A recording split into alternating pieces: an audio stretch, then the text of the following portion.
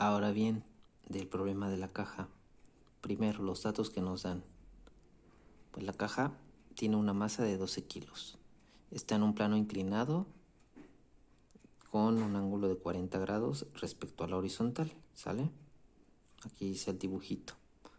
Entonces, se suelta desde el reposo y hay una fuerza de fricción que se opone al movimiento de 60 newtons.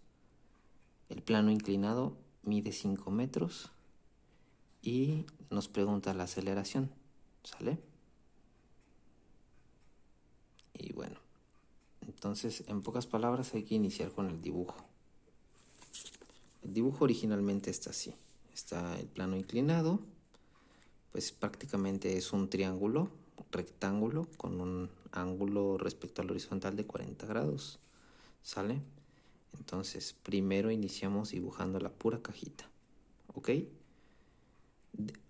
Ya de ahí que tenemos la cajita, hay que dibujar hacia dónde va a ir el movimiento. El movimiento yo siempre lo voy a poner en el eje positivo de las X, ¿sale? Entonces hacia la derecha. Y el peso sí va a mantener igual, va a ir hacia abajo. Entonces si nosotros prolongamos la línea de la fuerza o el vector de fuerza del peso hacia abajo, nos va a crear un ángulo prácticamente, o un triángulo mejor dicho, con el eje de las X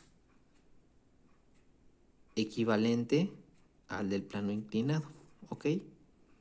Si nos acordamos de las reglas de trigonometría, acuérdate que todo triángulo tiene en su sumatoria de ángulos interiores 180 grados. Por consiguiente, si aquí ya tenemos un ángulo recto, aquí ya tenemos el ángulo respecto a la horizontal de 40 grados, 90 más 40 son 130. Para completar los 180, quiere decir que este ángulo de aquí es de 50 grados, ¿sale? Pero, a su vez, trazamos el eje Y sobre el centro de gravedad de la caja y eso nos lleva a otro ángulo recto. El ángulo recto que se forma en el cruce de Y con X, con el eje Y con el eje X, ¿de acuerdo? Entonces, si ya tenemos 50 grados de este lado y es un ángulo recto tiene 90 grados. Entonces, ¿cuántos grados nos faltan para completar el ángulo recto? 40, que es el mismo ángulo que tenemos aquí en el plano inclinado. Prácticamente va a ser un ángulo equivalente. Ahora bien, lo que va a pasar aquí es que necesitamos descomponer esta componente del peso, porque el peso siempre va a ir hacia abajo, ¿sale? Si nosotros giramos, la forma en que trazamos los ejes, que van a ser de forma paralela a la hipotenusa del plano inclinado para colocar el eje X y de forma perpendicular el eje Y, nos vamos a dar cuenta que si nosotros trazamos líneas punteadas hacia cada uno de los ejes, la componente del peso 1 en X es la que nos va a dar la fuerza para que la caja se deslice y se mueva hacia abajo, ¿sale? Entonces, para descomponer X, pues lo más fácil es trabajar con este ángulo que ya tenemos aquí, que es el mismo que está acá, de 40 grados, ¿de acuerdo? Entonces, tenemos las funciones trigonométricas que nos relacionan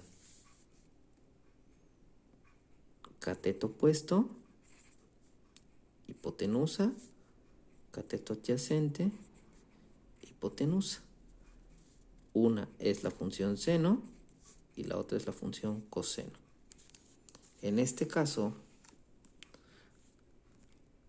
aquí yo te puse las siglas de cateto opuesto porque está opuesto al ángulo. Entonces vamos a sacar el valor de este lado, que si nosotros lo proyectamos es el mismo valor que tiene la componente en X, que es la fuerza que lo impulsa hacia abajo.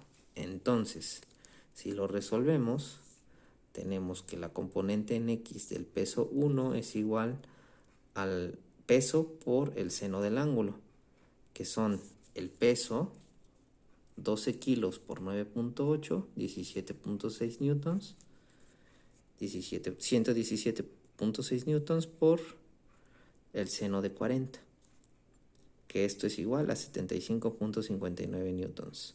Sale. Ya tenemos la fuerza que lo impulsa hacia abajo, que viene siendo parte del peso, pero se opone la fricción y quedamos que la fricción vale 60 newtons. Entonces, la sumatoria de fuerzas es igual a la masa por aceleración, como lo dice la ley de la dinámica de Newton. Pero la sumatoria de fuerzas es la componente en X menos la fricción, porque es la que se opone al movimiento. Eso es igual a la masa por la aceleración.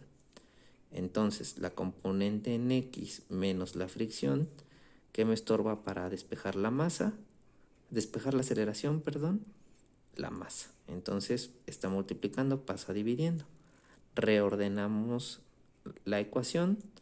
La aceleración es igual a peso en X menos la fricción sobre la masa. Sustituimos los valores.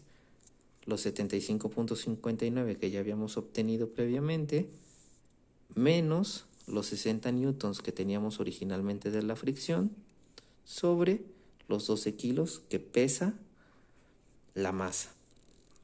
Resolvemos todo y me parece que te pide redondearlo. Vendría siendo 1.3 metros sobre segundo al cuadrado de aceleración. Ahora ya tenemos la aceleración, pero también nos pide el tiempo en el cual llega hasta pues al final del plano, que son 5 metros, ¿sale? Entonces necesitamos, ya tenemos la aceleración, tenemos que utilizar una función del movimiento rectilíneo uniformemente acelerado. Pero ¿te acuerdas que dijo que se soltaba? Entonces quiere decir que parte del reposo. Y cuando parte del reposo la velocidad es igual a 0 metros sobre segundo. Ok, 0 metros sobre segundo. Una función que nos relacione la velocidad inicial, la aceleración, el tiempo y la distancia es esta de acá. Distancia es igual a velocidad inicial por tiempo más la aceleración por tiempo al cuadrado sobre 2. Pero la velocidad inicial es 0 y todo número multiplicado por 0 se vuelve 0. Entonces tenemos que la distancia es igual a la aceleración por tiempo al cuadrado sobre 2. Vamos despejando el tiempo. Pasamos el 2 dividiendo a multiplicando. De ahí pasamos la A que está multiplicando a dividiendo. Y de ahí la potencia la mandamos a radicales. ¿Sale? Es decir, de potencia al cuadrado, raíz cuadrada. Raíz cuadrada de 2 veces la distancia sobre la aceleración es igual al tiempo. Por lo tanto, reordené la ecuación, pasé la t del lado izquierdo. Ahora sí, la reescribí nada más. Es igual a 2 veces la distancia sobre la aceleración, 2 por los 5 metros que mide el plano entre la aceleración, 10 entre la aceleración que nos dio originalmente y nos da 2.78 segundos, pero el problema te pide redondearlo a un decimal, si no mal recuerdo. Entonces el tiempo es igual a 2.8 segundos. Y ese es el problema de la caja. Espero que ahora sí, espero que me puedas entender. Cualquier duda, quedo al pendiente.